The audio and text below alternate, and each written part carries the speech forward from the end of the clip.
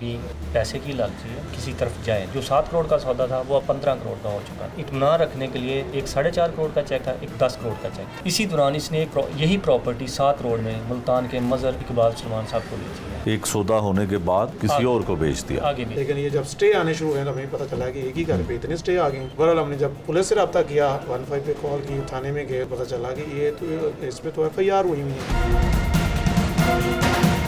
और एक नहीं 2 3 दिन FIR हुई।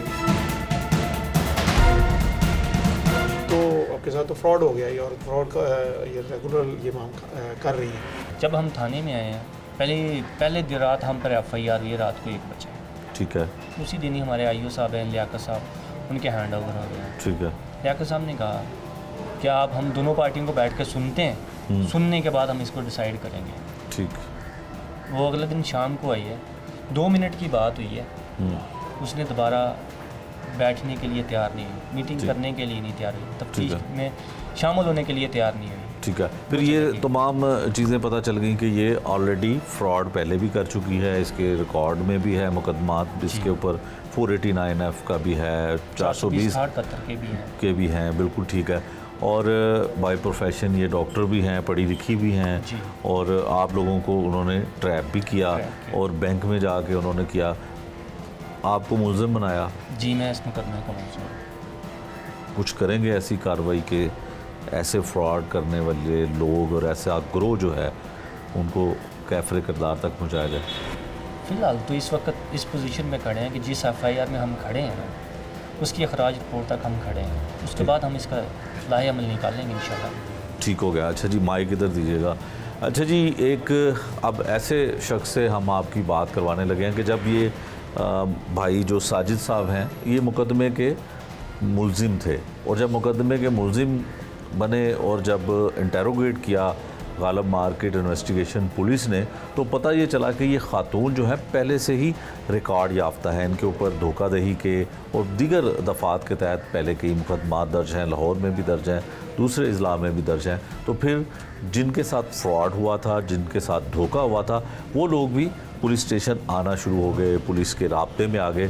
तो ऐसे ही एक शख्स हैं जिन्होंने एक निजी हाउसिंग सोसाइटी में घर ख़रीदा, भारी रकम जो है वो बयाने के तौर पर दी, और घर जो है उस खातून ने किसी और को बेच दिया। इसकी तफसील क्या है ये इनकी ज़ुबानी जानते हैं। आप अपना नाम बताइएगा और बताइएगा कि आपके साथ क्या फ्रॉड हुआ।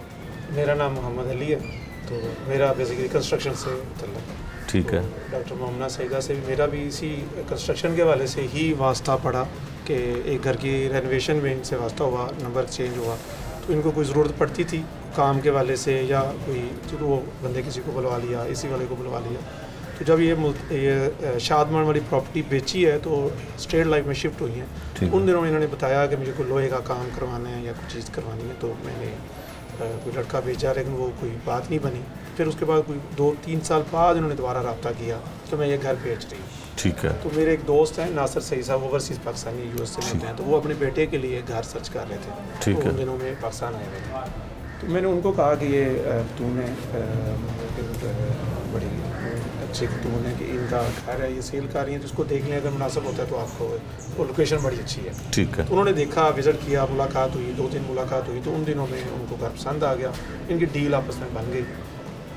डील बनी तो उसके बाद वो कोई 1-2 दिन का टाइम हुआ, तो उसमें कोई बयाना जो तय हुआ इन्होंने वो लेके तो स्टाम्प वगैरह किया और सारे मामला, उसमें सोसाइटी की वेरिफिकेशन हर चीज़ उन्होंने करवा के पूरी चीज़ें इन्होंने साइन अंगूठे भी कर दिए। तो कुछ दिनों बाद फिर और उन्होंने पेमेंट की डिमांड की, वो भी उन्होंने दी। तो ये जब टाइम गुजरता गया, बाद में जब भी वो रब्ता करते रहे इनसे, इन्होंने कुछ चीज़ें शुरू कर दी कि कभी मेरे भतीजों से लड़ाई हो गई है, कभी जी मुझे गोली लग गई है, उसकी कुछ चीज़ें जो है मैं आपसे शेयर करता हूँ तो आप वो भी देखेंगे। तो ये सारी चीज़ें उनको थोड़ा डाउट होना शुरू हुआ। मुझे उन्होंने कहा, मैंने भी अपने तौर पे एक इन्फॉर्मेशन ली, तो इनके ड्राइवर ने जो इसका जो मेन किरदार है साथ ये बड़ा मिला हुआ है सारी चीज़ों पे, उसकी भी एक रिकॉर्डिंग मैं आपको सेंड करूँगा।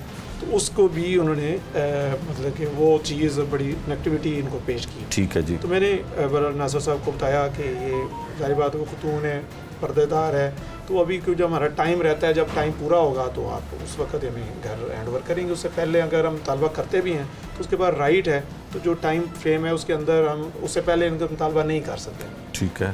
तो जब वो टाइम पूरा हुआ, हम आए तो आखिरी वीक था, छोटी ईद के बाद का, ये अप्रैल का टाइम था हमारा, अप्रैल के महीने में हमें यहाँ हैंड ओवर होना था।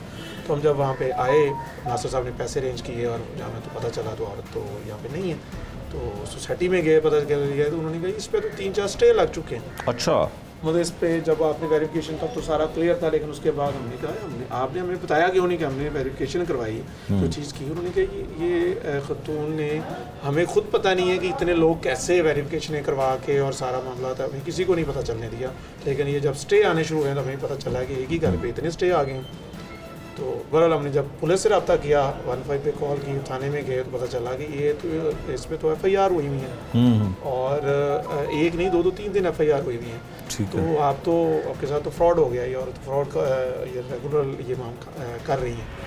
बहरहाल नासिर साहब तो इतने परेशान हुए, उन्होंने 1-2 दिन बाद वो घर के पेमेंट करके तो उन्होंने जाना था, लेकिन वो फिलहाल वापस चले गए। उन्होंने स्टे लगवा दिया, घर पे स्टे लगवा दिया, लेकिन वो वापस चले गए। ठीक है। तो 2 महीने बाद जब दोबारा वापस आए तो फिर उन्होंने उस पर इसको इनके कर्नल नासिर साहब, ये कर्नल सुल्तान जो है ये डॉक्टर मोमना के बिहाफ पे इन्होंने इनके साथ इंगेजमेंट करना शुरू की। पहले मुझे इंगेज किया, फिर नासिर साहब को। ज़ाहिर है वो हर किसी को अपने जो है वो उसमें जाल में फंसा लेती थी, तो फिर ज़ाहिर है वो इस तरह वो एंगेजमेंट, लेकिन उनका ये था कि पैसे और दे दें, घर में आपको हवाले कर देती हूँ, लेकिन ट्रांसफ़र तब होगा बाकी लोगों के साथ मैं तय कर लूँगी, फिर आपका ट्रांसफ़र करवा दें। ठीक। नासिर साहब ने ये बात ठीक हो गया। तो ये बात जब हमें पता चला कि किन किन लोगों के, हमने भी उनको अप्रोच करना शुरू किया। एक जवाद साहब हैं, उनको इन्होंने बेचा हमारे 10 दिन बाद बेच दिया, ठीक है, हमारे बयाने के बाद। उसके बाद एक कलीम साहब हैं को 1.5 महीने बाद उनको बेच दिया।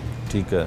उसके बाद एक शेख राशिद हैं, या उनका मामला हुआ, उनके भी कोई इसी घर पे 4 स्टे तकरीबन इस घर पे अब लगे हुए हैं। ठीक है। तो सबकी FIR वाला मामला, हमारी FIR नहीं हुई, बाकी 2 लोगों की FIR। तो आपने FIR क्यों नहीं करवाई? वो नासिर साहब का था कि ये पर्देदार खतून है, FIR करवाएंगे तो पुलिस मतलब औरत को जो एक मामला आते हैं तो हम अदालत की तरफ जाते हैं, तो इस पर अभी थोड़ा सा उन्होंने टाइम लिया कभी। लेकिन अब आप मेरा ख्याल है FIR की तरफ जा रहे हैं। जब हमें पता चला और सारी मामला तो ये तो पूरा गैंग लेके चल रही है औरत। ये तो वो अच्छा, ये बताएंगे ये इसमें और भी लोग शामिल हैं, खातून अकेले तो ऐसा नहीं कर सकती? हमें जितनी इन्फॉर्मेशन इकट्ठी की है इसमें में जितना कि वकला का एक गैंग इनके साथ है पूरा। ठीक है। अभी जो कलीम साहब ने इनको कुछ पेमेंट की और घर का कब्जा लिया है, वो भी परेशान हो गए हैं कि एक स्टे और लग गया। अच्छा। ये जो रिजवान बंदा है ना, इन्होंने स्टे लगवाया। अच्छा, इन्होंने लगवाया। ये उनको कब्जे के बाद स्टे लगा। ठीक हो गया। तो वो कहता है मैंने भी पैसे दिए हुए, इसी घर के मैंने पैसे दिए हुए हैं, तो अब वो फाइल में वो भी लगा हुआ है।